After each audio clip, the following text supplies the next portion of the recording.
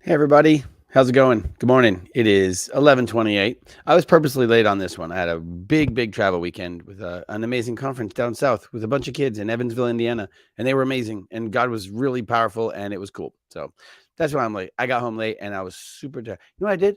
I had to drive 3 hours, got on a flight, and then they missed the connection and got on a shuttle for another 4.5 hours, and then drove another 3 hours. So I was just tired, and you wouldn't have wanted to see me in that state. Mm-mm. Anyway, so we're doing the readings for today, Monday, the 5th week of Lent. And isn't this going by fast? This is crazy how quickly Lent is going by. Anyway, this is the reading from Daniel, and it's regarding the man named Joachim, who had a very, it's actually about his wife, Susanna, very beautiful, holy woman. And so what I want to talk about real quick, if you look down into the reading, there are these two old men who are judges. They're brand new judges. Two elders of the people were appointed judges, and they were not good. They were not good in any way. So they happened to be walking in the garden one time, and they oversaw Susanna walking into the garden, and they noticed that she did that every day.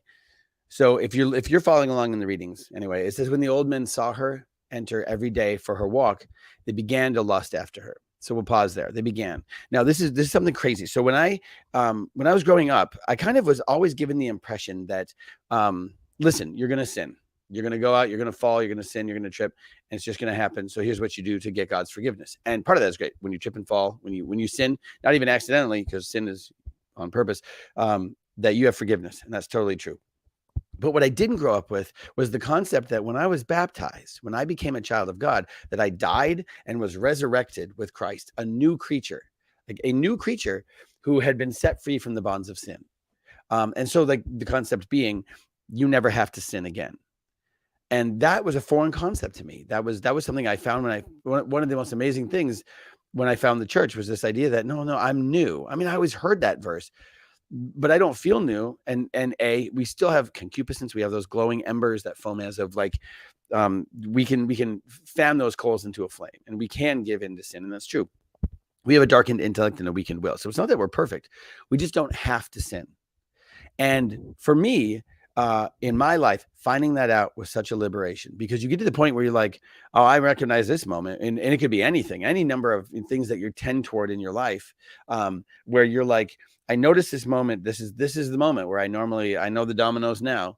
And it reminds me of there's this movie, Love Actually, a British made Christmas movie. I don't recommend it. I'm not saying it's perfect. I'm just saying I remember this movie. And Hugh Grant plays the Prime Minister of Britain. And on his first day at work, he gets to work and he's getting introduced to the whole staff. And he gets introduced to they have a new employee today. She's like a secretary. She's beautiful. And he sees her and they have they have a movie moment where there's like, and it's shy and it's all cute. And this is his first day. He's seen her for 20 seconds. He goes back to his office and he sits there, he puts his hands on his desk and he says, oh, why does this have to happen? Like, and you could, I mean, exactly why did there have to be somebody beautiful? Because now I've seen her and I know what I have to do now. Like, it's so messed up, but that's the thing. That's the thought. Like, oh, well, I've seen her and we have an attraction, so I know what has to happen now.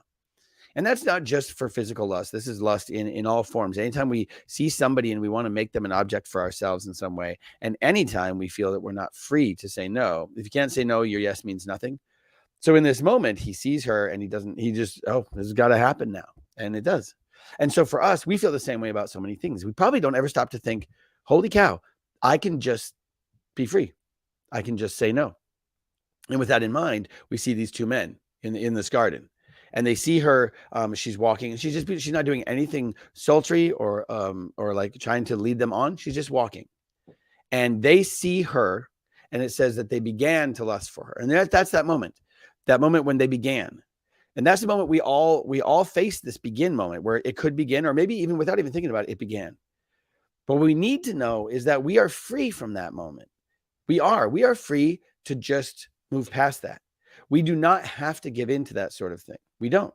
We are free from that, but they didn't. And the reason we know that we can be free from that. Hi. Okay, go ahead. Ask Christian. Sorry, this is live. This is the only thing this is like a live moment where She's going to go now. Okay, my little daughter came. Sorry about that, guys. And she's probably going to come back. So anyway, that is the moment where we don't have to go forward. It is a moment, and it's real, and we all encounter it. Jesus was in all ways tempted as we are, just without sin. And now we're not without sin on our own, but through what Christ did in us by creating us a brand new creature, we can be free. And the reason we know that they could have is the next lines in the verse. So the old men saw her enter every day for her walk. They began to lust for her. They suppressed their consciences. They would not allow their eyes to look to heaven, and they did not keep in mind just judgments. Holy cow. Blah, there it is. They had a moment, and they suppressed their conscience. I mean, that word, think of how like descriptive that is. It didn't even like, they didn't resist. They didn't think it through. They suppressed it. They pushed it down. So their conscience is saying, guys, what are you doing? And they actively pushed that down. That's the first thing. When you encounter something like that, you can suppress your conscience. You can suppress that nagging thing that's telling you, hey, you just move on. You know better than this. Whether it's swiping, whether it's seeing somebody walk down the street, whether it's, well, anything, I guess. It could be anything, whether it's an addiction, I think about addiction to like gambling and stuff as well. Where the near occasion of sin, where you pass by something you know is going to be rough for you. And your conscience is like, dude, what are you doing? You don't have to do this. And you're like, no, shush, get out of here. So they suppress their conscience. I think this is the biggest part for me, just me personally. They would not allow their eyes to look to heaven. So in that moment, they see her. They could have just looked up to heaven. They could have just looked up to God. They could have. But they did not allow their eyes. Even that, it's like their eyes wanted to. Their conscience is like, put him up, look up. He's right there. And instead, they suppress their conscience, and they would not. And even that phrasing is just like suppressing. I'm not going to allow my eyes to look to heaven. I will not look to the Lord. I won't do it. And then they did not, what's the phrasing? They did not keep in mind just judgments. Because what were they keeping in mind? Her image.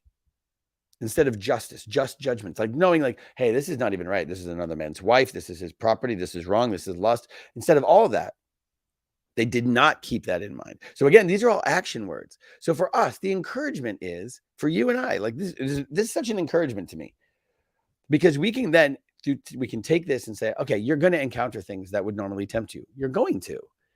And it's not that, like, again, was Susanna evil? No, she wasn't. She was holy and good. So it wasn't that the object that they were making an object, it wasn't evil. And so that could even be like, like other things in our life that tempt us. Sometimes they're not even bad, but they're just a temptation for us to think wrongly. What do? We allow our conscience. We open, instead of suppressing, we open ourselves to it. Just say, okay, you're right, Lord, you're right. And then the eyes go up. You're right. You're absolutely right. That would have been wrong. Thank you so much for this moment. And that's actually the prayer in the time of temptation. It's in a time of sexual temptation, when you're tempted to lust. Christopher West has a prayer that says, Lord, thank you for the gift of my sexual desires. So it says, thank you in the moment for the actual thing that was tempting to pull him astray. Thank you for the gift of my sexual desires. Please untwist in me whatever has been twisted by sin, and allow me to see this person as in the image and likeness of God, as my brother or sister.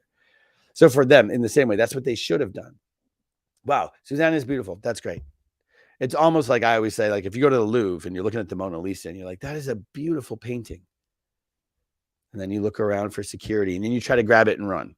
That's what we do that's what lust does. It appropriates for the self. It grasps. So in the moment then, for you, whatever that is, whatever your besetting sin is, whatever thing keeps tripping you up, the next time it happens, you're not going to avoid it. It's certain things are just always, people are always going to be there. If you're a luster, people are always going to be there. So what do? Okay, Lord, thank you. Thank you for the gift of this moment. Thank you so much for this person. Bless them, Lord. Untwist in me what is wrong, and let me see them the way I should. Let me see the situation the way I should. And you know what? He does. He does. So the mission side of this is the world doesn't see free people very often. The world doesn't see people who are free from this. Not very often. And they stand out when they do. So our goal is to be free, just to be with the Lord. Our goal is to be just one with him and have nothing come between us and nothing guide us astray and have nothing keep our eyes from him. But the secondary effect is those around you will see that. They'll be like, oh my gosh. I have had friends who knew me when I was younger who will say like, well, how are you not still bound by that? And I'm like, because of the Lord, because of the sacraments. And they regularly check in. You still free? Like, yeah, still free. And so for you, same thing. That's how it becomes missionary. When it becomes real in you, the world hasn't seen that very often. So let them see it. Okay. All right. We'll see you on Thursday. I have no idea what time you'll see me on Thursday, but we'll see each other Thursday. Bye.